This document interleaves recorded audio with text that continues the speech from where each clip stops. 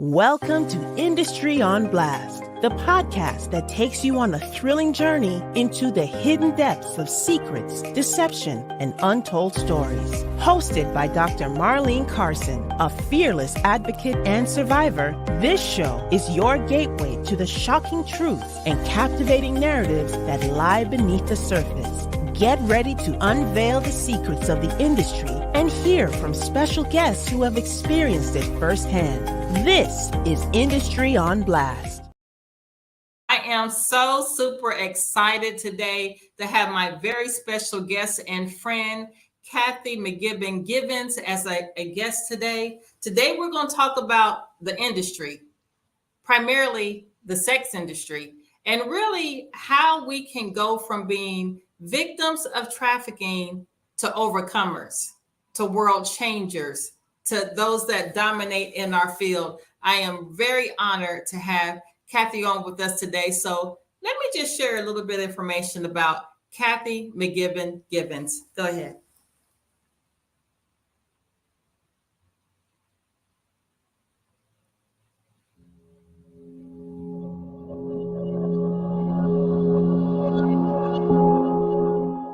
The type of manipulation that my former trafficker used on me was building a false sense of trust and belonging. He was patient in the process of breaking me down, and once he did, I became his product.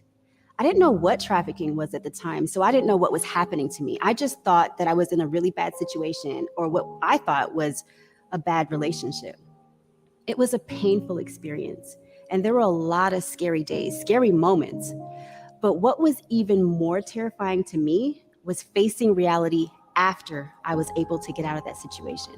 I had people all around me, but no one that could understand what I had been through. So there was this unspoken expectation for me to process what I had been through, deal with the mental, emotional, spiritual, and physical trauma by myself, learn what human trafficking was. And at that time, I was learning how to be a parent and be a normal, professional member of society all at the same time. For me, everything was hard. Getting a good job, keeping an apartment, finishing school. If not for my faith in God, I'm positive I wouldn't be where I am today.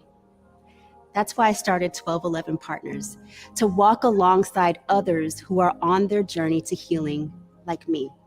Because life is hard. Add the trauma of being trafficked, and the challenges are almost unexplainable. 1211 believes that everyone that has experienced trafficking has the God-given potential to thrive in freedom, and every individual deserves access to life-changing resources.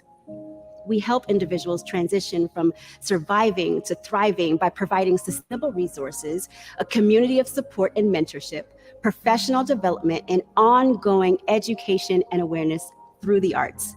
The arts is a big part of 1211 because there is so much healing that comes through art expression. Poetry, music, theater are all powerful ways to storytell, and the arts allows us, overcomers, to share our experiences our way. We are more than what happened to us. I want people to think of us as leaders in our schools, companies, churches, legislation, families, and throughout our communities. And then I want people to think about how they have the monumental opportunity to help us achieve that level of leadership. Kathy, I am so excited to have you on today. Let's bring her. Kathy, welcome. Hello. Oh my gosh, that is a powerful introduction of you. I just really want to jump right in. You said so many amazing, powerful things, specifically unspoken expectations. Before we get into that, I want you to tell the Industry on Blast audience, what is 1211? Where'd you get that name and why 1211? 1211 is very personal, actually. The name actually is a scripture reference. Revelation 12:11, we overcome by the word of our testimony, the blood of the Lamb. And so for me, overcoming is a lifestyle. It's not I've arrived. It's not, I've overcome it. We're constantly overcoming something. And so every time I speak the word 1211, the name 1211. It reminds me, hey girl, you still overcoming some still stuff. overcoming. Yeah, your testimony is still going. And so that's where the name came from. And it hopefully everyone that we partner with, it resonates with them in that way.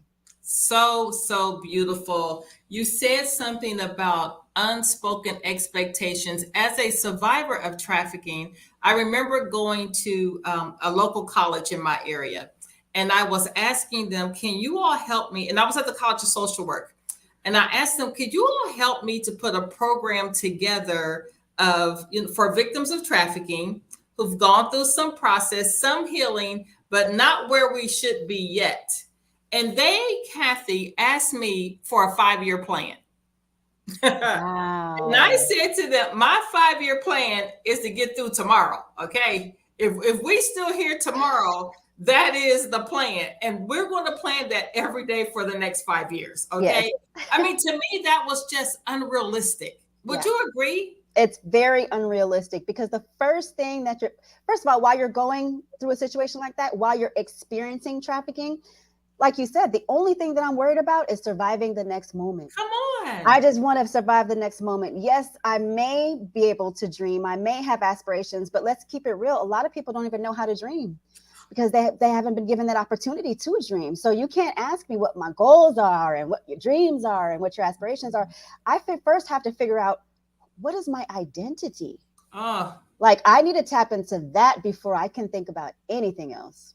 So, Kathy, I know that you're a believer in Jesus Christ, as am I. Praise God. So what was your process to coming into your identity and allowing that identity to continuously evolve? Because I don't think that's something we do overnight either, nor do we ever arrive, in my opinion. Let me hear yours. No, that's true. You're right. Identity is ongoing as well. And for me, for me to take a step forward in discovering my identity, I had to get all that stuff out of me. Wow. I had so much trauma. I had so much stuff that I was dealing with in silence. I didn't know how to communicate what had happened to me. I just, and I wore the shame and the guilt, as many do, the shame and the guilt of, like, I was just this bad, dirty girl. Like, I don't know, how did my life end up like this? But I had to get all that stuff out of me, including the shame and the guilt. And that, for me, my form of healing came through writing and just writing it out. It was like a diary to God, That's awesome. Just telling him what I had been through. And even though he knew it felt really good to get it out. Then I started sharing. And not because I wanted everyone to know my business. I was actually very embarrassed. Just keep it real. I was just very embarrassed. I didn't want anybody to know what I had been through. But God kept sending me these people, one by one, just women that I would either work with or just pass them by, and they would say, hey, I feel like I can trust you. I feel like I can talk to you about what's going on in my relationship. Yeah. And then immediately I started to use, I realized that I had weapons. Now I had weapons to help them fight. And that weapon was my testimony and my story. So for me, that's how the healing process and discovering my identity happened. I realized that I wasn't what happened to me, but God could absolutely use it for good. Absolutely. So if you were speaking to a victim right now, and it could be a victim of trafficking, domestic violence, whatever the situation is, if you were speaking to a victim right now who is looking to find herself again, because we lose ourselves in this process and on this journey, we lose our identity, what would you say to them? Take your time and give yourself grace. Your time. I would absolutely say, take your time and give yourself grace. Like you mentioned, this does not happen overnight. No one can honestly say, I don't care how long you've been out of the life, or I don't care how many letters you have behind your name, or how many degrees you hold. We're still on this journey of discovering. So give yourself grace to discover who you are and take your time with it. And it's okay if everyone around you is like coming into their newness and you're not. It's okay, because your journey is your journey. Well, I wish you were in my life 20 years ago and said that to me. Because I think about, I actually went to school, got some letters behind my name, did all this stuff. And for real, it for what? Yeah. It wasn't who I am. It wasn't who God created me to be. And so, yeah, I can use the letters, but it was a waste of my time. Because at that time, when I was coming out of the life of trafficking, I wasn't told, Marlene, let's sit, let's get some help. And as a matter of fact, I was told, don't tell anybody. Because, I come up from that era, what goes on in the house stays in the house. Yeah. And so we weren't allowed to really talk much about it. And then I also came up, Kathy, in that era where Black people didn't go to counseling. Right. And so I didn't have a lot of options to release or to share or to get the anger. I was angry. Yes. I was so angry. So that is very, very powerful. So as Kathy stated, if you are a survivor of anything, I don't care what the situation is, give yourself time and give yourself grace. That was something I definitely did not do. Oh my gosh. Okay, so I have another question. What were the unspoken expectations that you felt personally that were put on you? I had to show up. I had to show up and be a mom. I had to pay bills. I had to show up and be an upright citizen in society. I had to be a good church member again. I had to, I had to show up. And that was unfair. And it's still unfair to many individuals that are coming out now because guess what, Marlene, like you said, you got the letters and all the things, and we don't have time to process because bills still have to get paid. People still have to eat. People still need shelter. So when I get out, when someone gets out, they're immediately thinking about, okay, like how am I going to support myself? I need resources. How am I going to support my family? And so what happens is we take the best thing. We settle for the best thing in the moment, which the best thing in the moment might not be the best thing for us. Come on. We haven't even discovered who we are yet because we didn't have time. So that best thing may not be the healthiest thing. And it may not be the healthiest thing. We need time. And that's, it's easier said than done. The only way that we can have time and grace is if we have the right resources to help people and give people the time and grace. But it's really unfortunate, right? It's really unfortunate that it has to be that way for many people. And it was that way for myself as well. So by the time I had, figured out what was going on with me and why I was so angry and so emotional all the time. And, my poor children, lashing out at my children, don't know why I'm blanking out with all this trauma. By that time, I had already done a lot of damage, with myself and with the people around me. So because I didn't have time. I I had to just take the next job at Home Depot. I had to take the job at Office. I had to take the job as a receptionist or fast food. I had to just take anything. That's right. It's survival. So that's how, for me, it was survival still. It was a different type of survival, different type of game. But But we didn't have many options when we came out the life. No. And so, like you said, you're still in survival mode. Yeah. So as part of BLAST, Black Leaders Against Sex Trafficking, our entire agenda is getting victims. Again, doesn't matter what you're a victim of. We primarily focus on traffic victims.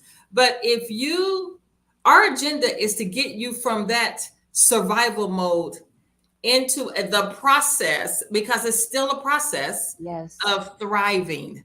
You know what I'm saying? I love the fact that you're into the arts. Well, I absolutely love that. Now, I can't sing, dance, or play piano, okay? I can't do none of that. But I love it when I see people express themselves and communicate and get all of those things out. Yeah. So what ways, I saw on the video, singing, poetry, how do you offer those services to your clients? We put on stage plays. You do? Yeah, we put on stage plays. We host community events. And then if someone that we are partnering with, an individual that we're serving, says, I just want to write poetry or I just want to draw, then we will create an event Come so that on. they can share. And you know what? It's the power of storytelling, right? Because not everyone is going to come has the ability to come on a podcast, though they may want to. Right, That's right, just not their journey. Not everyone is right. going to pick up a microphone and talk to hundreds of people. That's just not their journey. But they can paint a bad painting, and you can see their story all through their art, all through that painting. And so that is just how some people share, and it's easier, right? Because it's sharing their Oh, way. goodness. That is so extremely powerful. My mind goes back to one of our first fundraisers was called I'll Tell My Own Story. And I remember it's so funny when I look back now, we had no money to be doing the fundraiser. Okay. And so I remember we went to Home Depot, we purchased empty paint cans.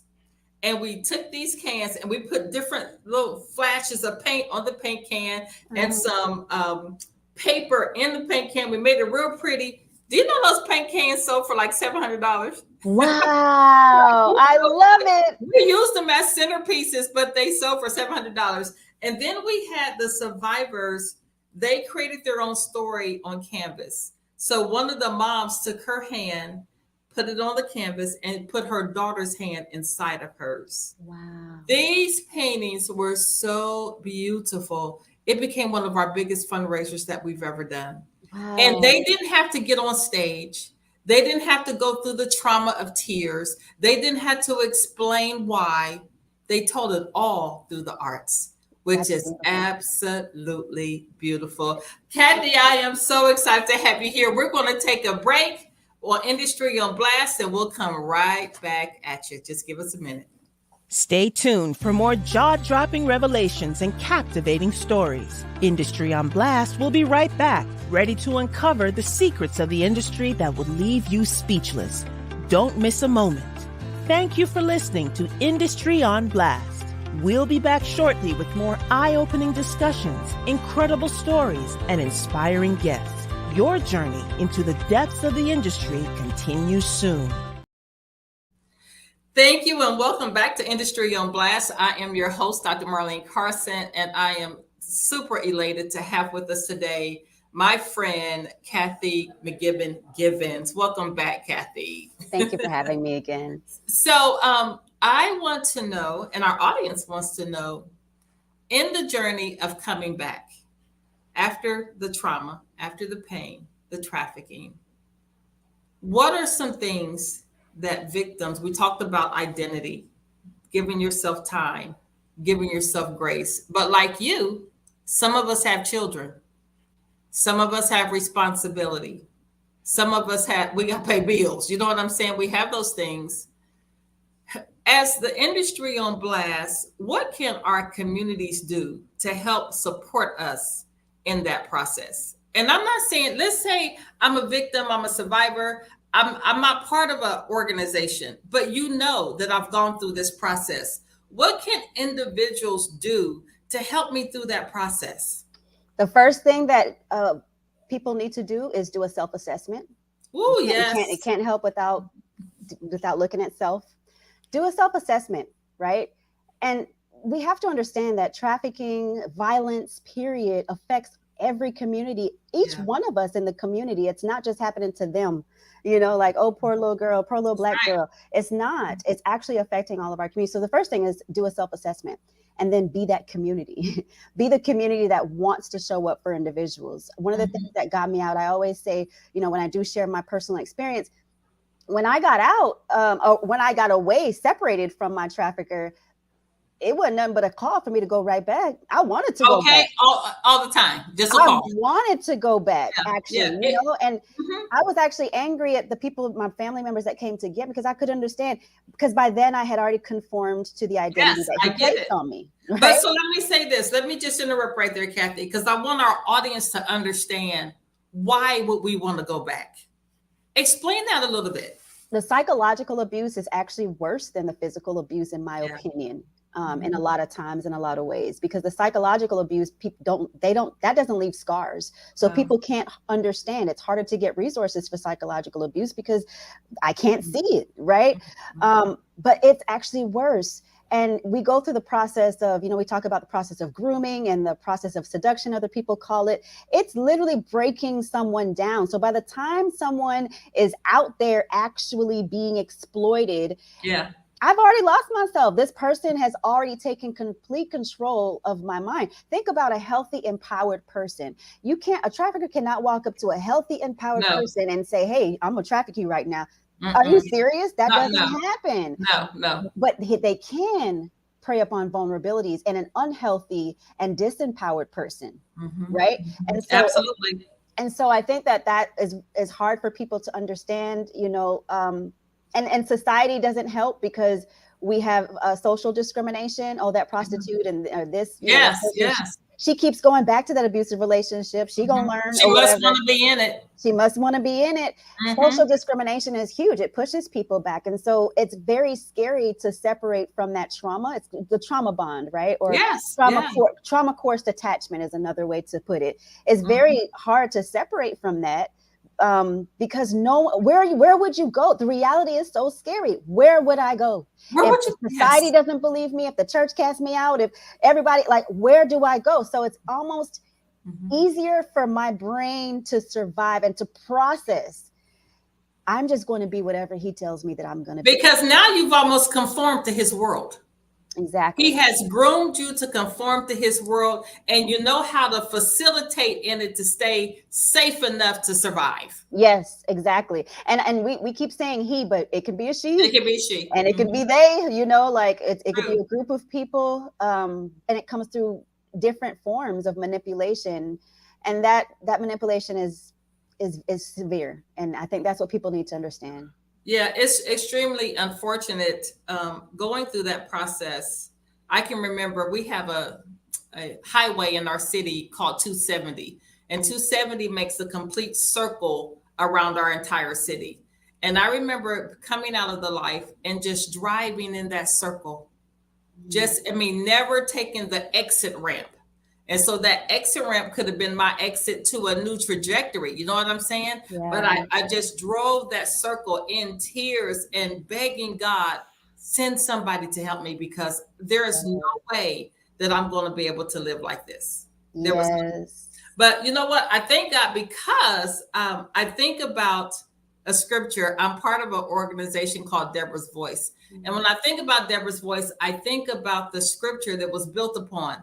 The scripture says in Judges, village life had ceased until I, Deborah, arose. Okay? Until a woman got up and said, look, we get ready to come back and we get ready to help some folks. And we get ready to change our community. And we're getting ready to change the lives of our youth. I really, truly believe that it's time for us to stand up. I believe that it's time for us to get up and become that nosy neighbor. You know, I'm much older than you, Kathy, but we used to watch somebody named Gladys Kravitz, and Gladys Kravitz was the nosy neighbor. Okay.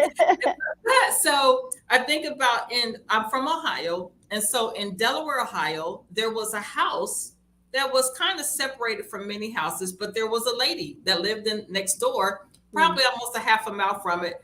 And she noticed sometimes that there was a kid, little girl, that will always come out and play. She noticed cars would come up. She never saw a school bus. She never saw them take that little girl to school. But she would see these high luxury in cars pull up, and an hour or so they would leave again. So she's the Gladys Kravitz I'm talking about. So eventually she made that phone call to the human trafficking hotline, and there was a bus, and that little 9-year-old girl was being trafficked by the neighbor. This woman did not have to tell her name. She didn't have to give her address. She didn't have to give any of that, but she just simply had to see something and make the call. And I think it's time for us to make that call. And then I also think for that little girl, what is her life going to be like now? Who's going to help her to restore some quality of life? Yes. Some trust again. Some skills, because being trafficked at that young age, at least for me, and I like to hear your story as well, but for me, when I came out to life, I thought I had no value. I thought I was worthless. And so I remember when someone came and said to me, I'm going to take you to get a job. well, what you going to teach me? You know what I'm saying? Exactly. So they actually, Kathy, this guy sat me down, had a typewriter. Y'all know I'm old. He had a typewriter, right? And he's asking me, what did you do in the life? Tell me what your day to day looked like. And as I'm explaining him my day to day, he's typing up, right? He takes this paper out, he throws it at me, Kathy, and he says, now here, go get a job. I look at this paper. It said customer service, sales and marketing, public relations. I said, I didn't do none of this stuff you said. He said, no, that's exactly what you did. Yeah. Because if you would have had traditional training, these are the things that you would have trained for to do what you had done. So what I'm telling you is that victims of trafficking, victims of domestic violence, we have what is known as transferable skills. We have skills that need to be navigated, excavated, and dug up on the inside of us. That's part of our identity too, actually. Yeah. It's part of our identity. And so these skills, and then we need someone to help you monetize those skills so you can take care of your children, take care of yourself. What were some of the things you did, Kathy, to help excavate your gifts? Like he took me and created that resume, and I saw myself in a whole new light. I totally saw something different. I was able to dream again. Yeah. I was able to dream again. What did you do to help get your creativity rolling again? You know what I'm saying? Yeah. I think for me, creativity has always been my outlet, even when I was in the game. It's always been my outlet. But let me tell you about my first real job opportunity. I kept hitting dead ends. You know how it is, because I had stuff on my resume. We need to talk about that too. I had stuff on my criminal background as a result of being in the game. And so I went and applied, to this job, and I was working as a receptionist. It was for leasing offices, and there was an attorney there that was leasing her office. Her attorney's office was there at that time, and she just kept coming up to me. I was being myself. Okay. And she kept coming up to me like, "Oh my gosh, you're really good. Like you take care of us." And I just was being a receptionist. Well, she got ready to move and open her own practice. She had her own practice, but she got her own office, and she said, "I want you to come with me." And I was like, she was like, "I want you to be my paralegal." I had never learned the law. Awesome. I didn't know anything about law. And I was questioning, well, why me? She was like, because you're a good worker. I see your integrity. Wow. I see you. I see you. And guess what, Marlene? I did not have to tell her about my trafficking. She learned about my trafficking experience actually when I was already 5 years in. She was like, "Kathy, this is your story." And I was like, "Yeah, and then I left her office and went to jump full time into this movement, to fight trafficking. And that's when she started, and she's still learning to this day, all the things. And she's like, "I would have never known." And I was like, "Thank you for giving me a shot." Here's what that opportunity did. It opened me up to social capital. Come on. So resources, I had some skills, some soft skills from these other jobs, the sales jobs and being in the game and all the things. I just applied them. And then because she's a very affluent attorney, she opened me up to other people. Yes. Social capital that I could never have been exposed to. So I was walking in rooms before the trafficking movement. I was walking in rooms where I should not have been. I was in courtrooms amongst other people that I should not have been, and no one knew my story. Come on, that's awesome. That is how we help individuals who have suffered. We can't keep labeling these people. We can't keep keeping the labels on them.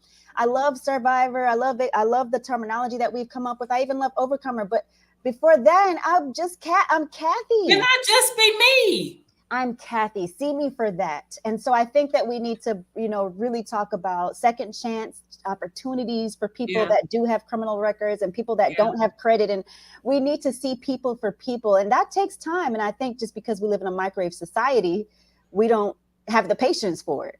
Right. So, yeah, I think that that's what we need. It helps me. Kathy, you have just said a mouthful that is so, so good.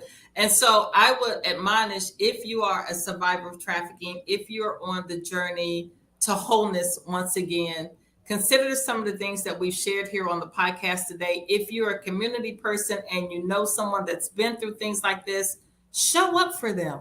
Don't ask them their story. Don't ask them to tell you all the details. I've had some crazy questions asked to me about trafficking. No, just show up and let them become themselves.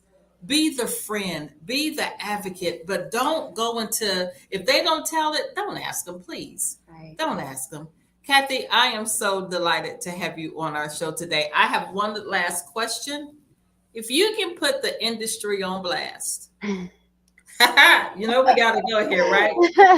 What is the one thing that you would say to put the industry on, the sex industry on blast? Sex is not work. I have to say it, sex is not work. If it was work, then we would be teaching our kids as young as elementary school. It'd be a curriculum. But we can't do that, can we? Because it's not work.